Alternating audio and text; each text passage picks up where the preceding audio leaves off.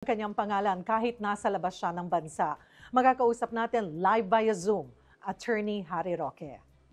Attorney Harry Roque, kumusta po kayo? Kamusta ka rin, Cheryl, at maraming salamat sa pagkakataon na ito. Magandang araw po sa lahat ng ating mga kababayang nanonood. Well, I never imagined I would experience what my relatives and uncle in particular experienced during the time of martial law, which was to seek asylum also in Europe, no, in France. But I guess history has a way of repeating itself. Kami naman po ay nanirahan sa tatlong lugar lang naman po, no? At syempre, nung mga panahon na yon ay below the radar kami dahil alam namin na hinahanap nga tayo ng HOD committee ng mga panahon na yon. No? Pero okay naman po, maraming mga aruga sa aming mga kapwa Pilipino, marami tayong mga kaibigan sa iba't ibang bansa that facilitated our entry, and inalagaan naman po tayo mabuti ng ating mga kaibigan. Nung sinabi niyong kami, sino po kayo? Sino ang kasama mo? My wife and I. Kumbaga, we did not leave the Philippines together, but after 3 days having left the Philippines, we were reunited and we spent the next 6 months together. No? Nahiwalay na lang kami itong last 3 months after I was asked to come to The Hague, and my wife did not have a visa for Shenzhen. So she is somewhere? She's somewhere. She now has a visa to the Netherlands. And nagselos nga ako dahil ang binigay sa kanyang visa was 2 years. Ako, katagal-tagal kong bumabiyahe sa Europe, palaging 1 year lang. Siya, 2 years kaagad. Ayun. So, kamusta po kayo? Kamusta si Attorney Harry Roque? Well, let's just say we are surviving. We have a good quality of life here dahil wala akong tensyon, gaya ng tensyon na hinaharap ko sa pang-araw-araw na buhay when I was there in the Philippines for the past 34 years. And I guess taking a leave from both politics and law practice is good for one's health, no? So I have time to exercise. I have time for myself, and it's something that everyone should give themselves, no? After 34 years of working, no? Pero of course, hindi naman po pwedeng palaging nakabakasyon. So I'm raring to go back to work, no? And it's a good thing naman that under the rules of the Netherlands, I have 3 more months and I can get already a work visa, meaning I can work and I can teach again. Okay. Bago tayo dun sa work and teach, pero meron po kayong application for your asylum na naunang naibalita ni DOJ Secretary Remulla na ito po ay hindi inaprubahan or hindi po kayo nabigyan ng asylum. You've corrected that? Ano po, kinlaro nyo na kung ano ba, pero muli itatanong namin, ano na ba talaga ang estado ng inyong asylum dyan sa the Netherlands? Pending pa rin po yan, no? Dahil talaga napakatagal ng proseso. Ang importante, habang ikay naka-asylum, meron kang karapatan to non-refoulement, na that includes the right not to be extradited back to the country from where you came from, no? At until after your determination ng asylum status mo, no? So ang average time ngayon is between 1.5 years to 2 years. No? And after that 1.5 years and 2 years, kung ang decision is adverse o hindi ka bibigyan asylum, meron pa ring opportunity for judicial review. So yun nga pong sinasabi ko, talagang hindi naman po tayo binibigyan ng special treatment dito sa Netherlands kung ganong katagal ang ordinaryong mamamayan ay mag-apply for asylum, ganong katagal din po tayo. Kaya nga po, may mga provision sila dito sa batas na naging kabahagi na ng desisyon ng hukuman nila na dahil matagal yung proseso ng asylum, pagdating ng 6 na buwan, dapat bigyan ka na ng work permit kasi paano ka naman mabubuhay after 6 months. No? Sa pinaka-recent interview kay DOJ Secretary Remulla, sinabi niya na they're working on it para makansela ang inyong pasaporte. Ano po ang reaksyon niyo on that? Well, una-una, nag-file na po ako ng opposition dyan. No? Kasi ang definition ng fugitive from justice, umalis ka ng bansa matapos ikay makasuhan ng kasong kriminal. Matagal na po ako nawala sa bansa bago pa ako nagkaroon ng kaso. In fact, ang sinasabi ko dito sa tanim kaso na ito, afterthought ito Dahil ang unang sinampa naman nilang kaso, hindi ako kasama. Pero nung na-realize nila na hindi nila makakancel ang passport ko sa pamamagitan lamang ng warrant of arrest na na-issue ng Kongreso, nagtanim sila. No? So nag-file sila ng supplemental complaint affidavit na wala namang kahit anong ebidensyang nababanggit. No? So number one, inoppose ko po yan dahil hindi ako fugitive from justice. I left the Philippines long before the warrant of arrest was issued. Number two, wala na pong relevance sa akin ng passport kasi ang passport ko po nasa kamay na ng Dutch authorities, no?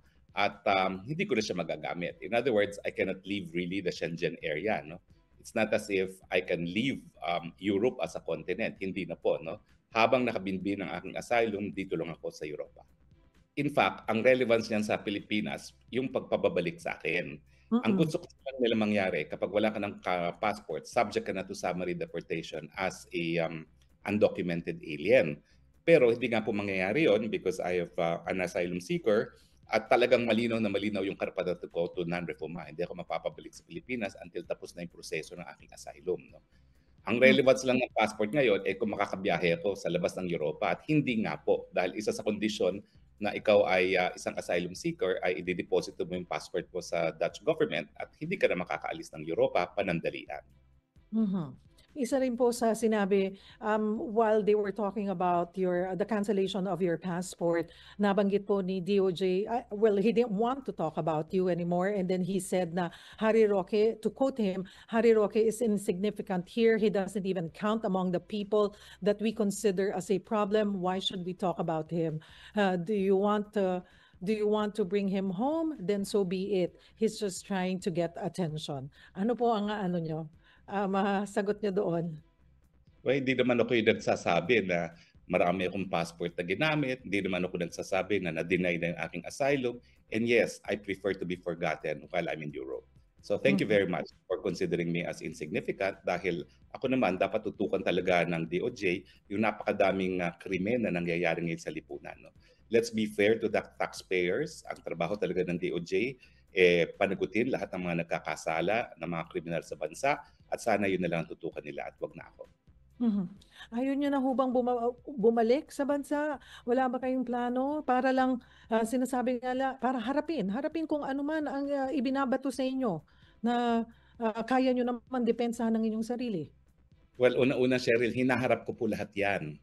Naghain po ako ng motion for reconsideration doon sa desisyon ng mga piskal dahil naku, hindi mo kailangan maging abogado para malaman na walang kahit sinong testigo na lumantad na nagsabing recruit ko sila para maging biktima ng human trafficking. At wala rin kahit anong ebidensya bukod dun sa papel na wala namang pirma na ako daw ay legal ng Lucky South 99. No? Hindi po yan sapat para makasuhan ka ng non-bailable offense na habang nakapinbin yan ay nakakulong ka. Lalong-lalo na ang kinasuhan nila ay 54 accused. No? Yung karanasan ko sa Ampatuan Massacre na mas marami pa sa 54 accused, alam natin aabot yan siguro ng 2 taon kung magkakaroon ng petition for bail. No? Meanwhile, nakakulong ka. Pero ngayon, ginagamit ko naman yung mga remedyo na naririyan. Yung motion for reconsideration na hinain na namin sa DOJ at pagkatapos mag-motion for reconsideration, pwede ko namang idulog ito sa Court of Appeals. Now, meron ding remedyo dun sa hukuman mismo. Ngayong nagpatawag na ng initial hearing yung hukuman, naghahanda na rin kami na mag-file ng isang motion para i-dismiss yung kaso sa akin dahil merong grave abuse of discretion sa panig ng mga piskal nung sinabi nilang merong probable cause sa akin samantalang wala talagang kahit anong ebidensya na nagpapakita na ako may ginawang krimen. So you're saying po, kahit na nasa labas kayo ng bansa and you're seeking for asylum, hinaharap nyo at sinasagot nyo yung mga isinasampang kaso po sa inyo? Totoo po, kaya suki ako ng Philippine Embassy dahil doon ko pinapanotaryo lahat ng aking pinafile sa DOJ at lahat ng pinafile ko sa ating hukuman. So ano nga ho ba talaga ang rason kung bakit kayo nag-apply for an asylum? It's because of political persecution. Ang ebidensya ng political persecution, yung panggigipit na pang-political, itong ang malicious prosecution, itong tanim kaso na isinampa nila sa akin. Alam mo, from the chronology of event, malinaw na talagang gusto lang nila akong pabalikin para diinin ako dito sa Pogo dahil ang sinasabi nila, ang nagsimula ng lahat ng problema sa Pilipinas ay si dating Presidente Rodrigo Roa Duterte.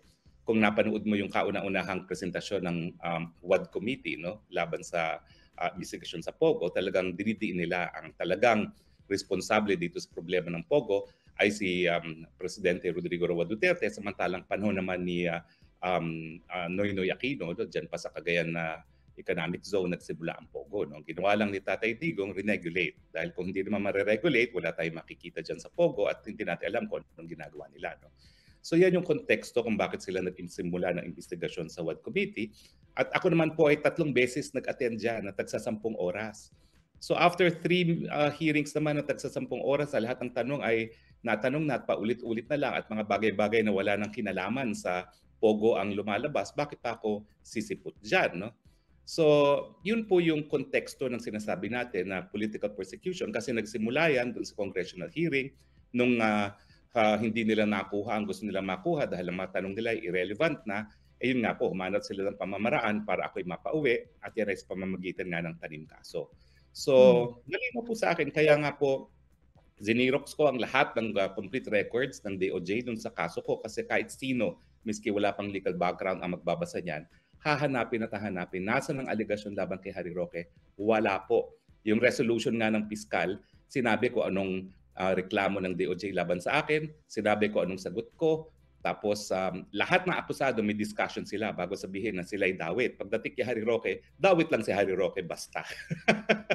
Ganun yung pagkakasulat ng resolusyon. No? So malinaw po talaga na nais lang talagang gipitin ako bilang isang maingay na kaalyado ni Presidente Duterte at ito isang pamamaraan para ako'y patahimikin. No?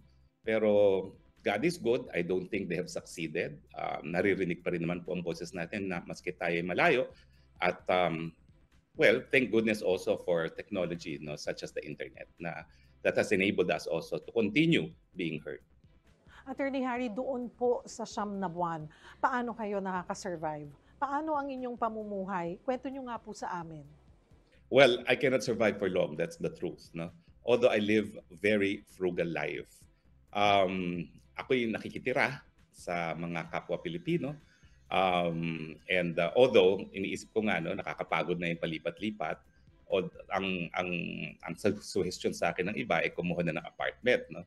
Pero ngayon lang ako makakakuha ng apartment kasi dati naman unless you have residence in Holland hindi ka talaga makakapirma ng kontrata for an apartment. But now that I have my official ID card, yung national identification card, eh pwede na akong kumuha ng sariling apartment no. So I've been very frugal. I've been living on savings. And God is good, no? Because even the Filipinos here are really feeding me. No? And kaya nga nakakabahala. I'm gaining weight again because everyone just keeps on feeding them. You know? But I think I'm moving towards normalcy. Mukhang talagang hindi matatanggal itong si Marcos Jr. until 2028. So I also have to seek a normal life. So I will start looking for an apartment and I have sent initial queries about possible employment for 3 months from now and mukhang positibo naman po mga responses. Doon po sa inyong palipat-lipat at nakikitara, nakailang bahay na ho ba kayo ng mga kababayan nating natutulugan dyan? Dito sa Dahig po 4. Pero Average of 3 weeks per stay. 3 weeks per stay? Yes, oo. Kaya nga sabi ko nakakaya na kailangan tayong kumuha ng sariling apartment. Oo. Pero dun sa siyam na buwan, ano po, paano kayo? Hotel? It's always, we cannot afford to stay in a hotel. No? In all the places that we've stayed, no? Siguro for 9 months, mga 10 days lang kami nag-hotel ni Mrs. No? And all the rest, we always have a host. Ang pinakamatagal was in one country where we were hosted for 6 months. Sabi nyo nga, ang dami nyong natirhan. Ano yung pakiramdam na wala kayong permanenteng tinitirhan? Well, sa akin, I guess, I was able to deal with it better than my wife. My wife kasi talagang ayaw niya yung nakikitira. She really values her privacy. No? But under the circumstance, sinasabi ko naman sa kanya no, na what can we do? No? Napakamahal naman ng hotel talaga. No? At even the Airbnbs where we stayed were expensive. Although nag-stay din kami for a while sa ilang mga Airbnb. No? Pero it was more difficult for my wife. I'm more adaptable. I'm more sociable. Pero yung inistayan naman kasi namin na for 6 months, it was a weekend home of a very good friend. So we would see them on weekend, but there would be no one in the house for the rest of the week. No? So that was okay. Pero we could not stay there for long. Yun yung sa sa UAE. Alam naman na marami nang galing ako sa UAE, no. But we had to leave after they had an extradition treaty signed, no, in the UAE because we did not want our host to have any legal complications. May low moments ba kayo together ng wife mo? Well, Ano the low yung mga moments were usapan the niyo? fact that we celebrated Christmas and New Year for the first time without our children. It was the saddest Christmas and New Year that we had. And one of the reasons why perhaps I will never forgive this Marcos administration for what they did. 'Pag po ba natapos ang, Marcos administration ay nandoon yung, consideration na kayo'y babalik sa Pilipinas? Definitely, as soon as Marcos is gone, I'm back on day one. And sana this time around, we make them pay for all their offenses. No? Ang hirap kasi the first time around when we drove them away, si Marcos Sr., we just forgave them eh. We recovered some of the ill-gotten wealth, but not all of it. And that's why they're back with a vengeance. Kamusta po ang inyong mga anak? Well, hindi naman sila nagpapa-apekto kasi they're both studying, no? And they're very studious. But of course, they're always insecure about their own personal safety. And you know, you cannot dismiss that. That's part and parcel of why I will never forgive this administration for what they did to me and to my family. Sino po ang nag-aalaga sa inyong mga anak at paano nyo pa rin nagagampanan ang pagiging magulang kahit magkahiwalay po kayo? Well, they're of age. They're both pursuing postgraduate degrees naman, and so they're independent. No, thank goodness we have video conferencing, so we keep in touch through video conferencing, and somehow I guess we have better conditions now for parents separated from their children because of technology nga. No? So at least araw-araw nakikita mo sila, nakakausap mo sila, pero still, it's not a substitute for living together as a family. Pero doon po sa loob ng 9 na buwan ay hindi man lang po nila kayo nabisita? Hindi nyo man lang sila nakita? Well, nakita namin sila for 1 day and a half. Hmm. For 1 day and a half, when I left the second country where we were on our way to a third country, we decided to pass through Japan, and that's where we met my children for a day and a half only. Pero ngayon ba hindi sila pwedeng bisitahin po kayo dyan? Well, ngayon nag-a-apply na sila ng visa. As I said, my wife was granted the visa 2 days ago, and my children have initiated the process of applying for a visa here in the Netherlands. Paano nga ho ba kayo nakalabas ng bansa? Well, hayaan na natin mag-research ang mga tao dyan sa DOJ na atat na pakasuhan ako di umano sa aking pag-alis ng Pilipinas. No? Pero this is one thing I can say, no? Nanilbihan naman tayo sa bayan. At dahil dyan, marami naman tayong mga naging kaibigan. No? At marami pa rin tayong mga kaibigan, Pilipino at dayuhan na naniwala na talagang mali itong ginagawa ng Marcos administration, hindi lang sa Pilipinas, kundi kanyang posisyon sa pandaigdigang politika. Sinasabi nyo talagang may mga tumulong po sa inyo? Meron po talaga. And that's why kung nagtataka sila, ba't hindi nila ako matrace-trace until I surfaced, yun po yung dahilan. Marami talagang naniniwala na taliwas ang pamamahala ni Marcos Jr. Are you still very much in touch sa mga Duterte? Yes, I'm still in touch with Vice President Sara Duterte. And I'm still in touch, of course, with whoever visits him as next of kin dito sa The Hague. No? Ngayon po, nandito si Kong Pulong at we are expecting VP Sara back sometime in July. Sumama po ba ang inyong loob nung talagang hindi na po kayo kinonsider or hindi kayo naging bahagi ng defense team ni dating Pangulong Duterte? Well, siguro anunsyo ko for the first time na talagang the prosecution of the ICC said that they will oppose my entry as counsel because according to them, I was facing cases in the Philippines. And pangalawa is President Duterte is being prosecuted for crimes committed at the time when I was part of the cabinet. So yun yung dalawang basis for objection ng prosecution. Ako naman, I cited case law that should not be sufficient grounds for the court not to recognize my appearance. Pero ang sabi nga ni VP Sara, siguro ayusin mo muna yung estado mo dito dahil that was when the DFA first announced that they will take steps to cancel my passport. Sabi niya, how can you defend the president when you will not have legal status here in the Netherlands, no? And you will be deported.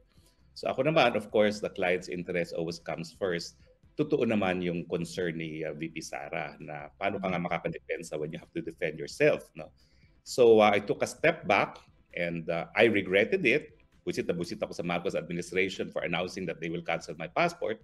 But I knew also that I was in a precarious situation, that I may have to justify my stay in the UK, or in the Netherlands, which would make it difficult to defend President Duterte. Pero I made my position clear. The prosecution of the ICC should not have a say on who should be defense counsel for President Duterte. Base sa pagkakakilala niyo po sa ICC, pag-usapan natin itong interim release na hinihintay po ang desisyon. Gaano kalaki o kaliit yung chance na mapagbigyan itong kanyang interim release petition ni dating Pangulong Duterte po?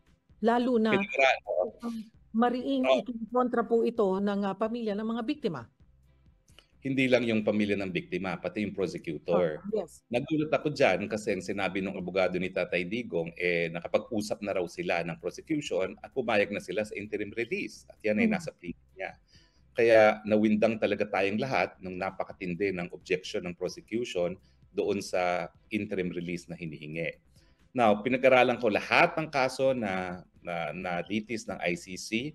Walang akusado na accused of war crimes or crimes against humanity, yung tinatawag na war crimes, na nabigyan ng interim release.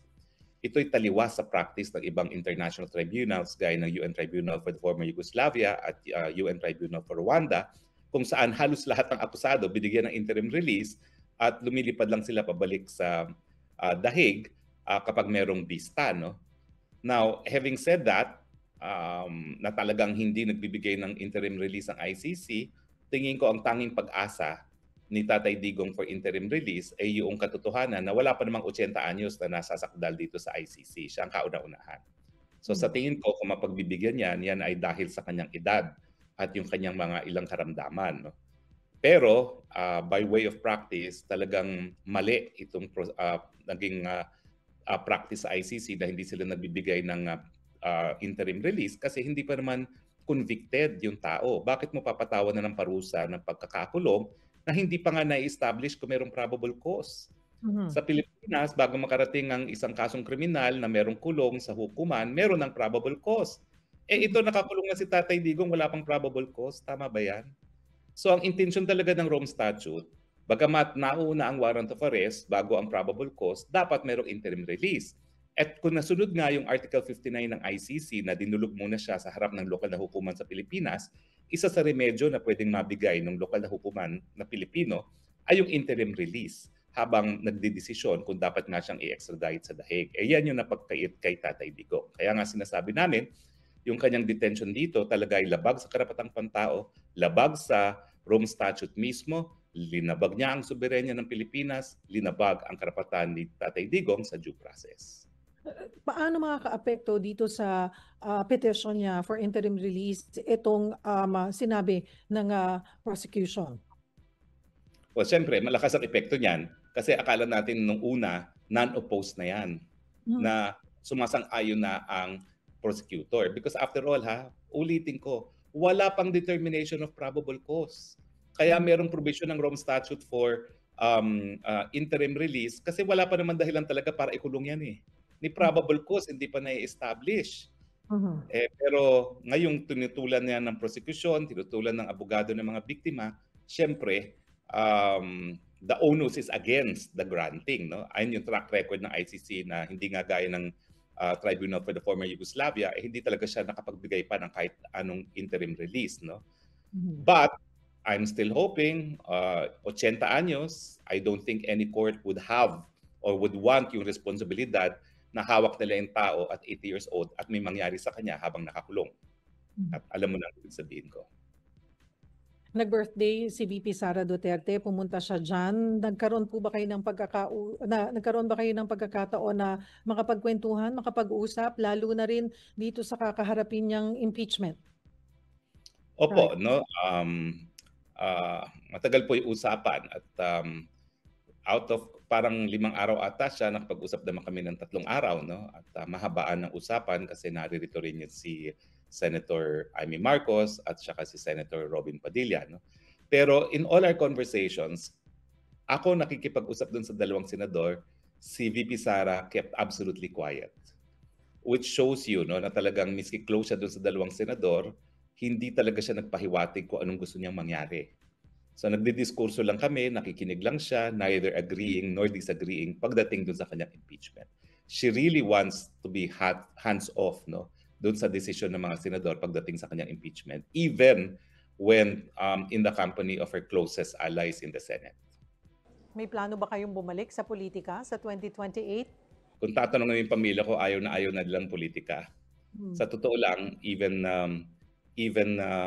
before 2022 elections, no, talagang iniyakan na ako ng lahat ng kapamilya ko na itigil na yung politikang yan, no.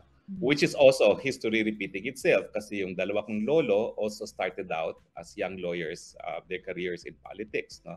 But their families successfully persuaded them from pursuing for their career in politics, no. Pero ganyan din ang nangyayari ngayon sa pamilya ko. You can imagine why they really are averse to politics now, no? So hindi ko po alam. I have to listen also to my family. At itong ang karanasan nito, it gives you a new perspective on what's really important in life. And At family comes first. At kung hindi man po kayo babalik sa politika, ano po ang inyong pagkakabalahan? Alam mo, napaka-ikli naman ang aking karera sa politika eh. People forget na 4 na taon lang ako nasa politika. 2.5 years as 1.5 year as a member of Congress and 2.5 years as a presidential spokesperson. I've always been a private practitioner of law. Kaya lang, dahil I'm in the field of international law, ay nakilala lang tayo dahil dun sa constant media interviews on international law issues nga, no?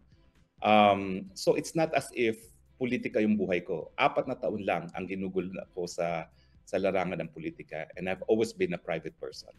Attorney, panghuli, mag-cool down po tayo. Let's do a fast talk. Quick answer lamang po.